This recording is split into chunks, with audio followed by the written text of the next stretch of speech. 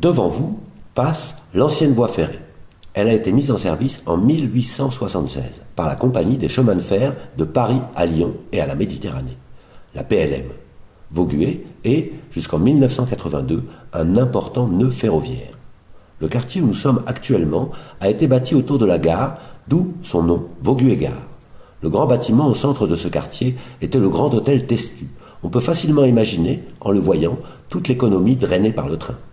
Depuis 2015, les voies sont transformées en voies vertes qui sont très appréciées par les piétons et les cyclistes. Le département de l'Ardèche n'a jamais été une région de communication terrestre ou fluviale en raison de son relief tourmenté et de l'instabilité de ses cours d'eau non navigables. Une route est construite en 1825 pour relier la vallée du Rhône et le Gard en passant par Privas, Aubenas, Joyeuse et Saint-Ambrois. Le reste n'est que chemin de terre sinueux isolant les villages. L'apparition du rail en Ardèche méridionale eut lieu sous le Second Empire, en 1862, afin de relier les mines de la région de Privas au réseau ferroviaire de la vallée du Rhône. Toujours dans le souci de transporter le minerai, la ligne d'Alès au Pouzin par le Teil et Vaugué fut concédée à la PLM en 1873. En 1876, la ligne mère fut ouverte. Une bifurcation partant de Vaugué à Aubenas fut livrée en 1879.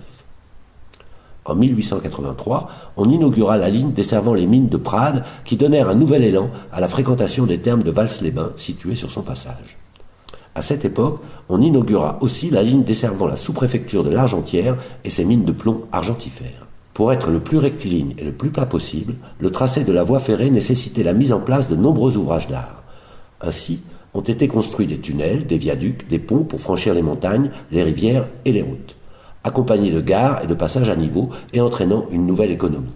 Un réseau secondaire, le tramway, fut mis en place pour desservir les petites communes, mais la guerre de 14-18 freina son expansion. Des rails furent enlevés pour les besoins en armement et reposés après la guerre.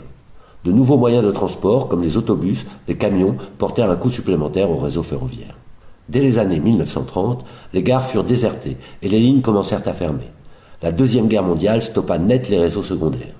En Ardèche, le transport de marchandises subsista encore, mais la fermeture des hauts fourneaux de la Voulte-sur-Rhône et le déclin de la sériciculture précipitèrent le mouvement.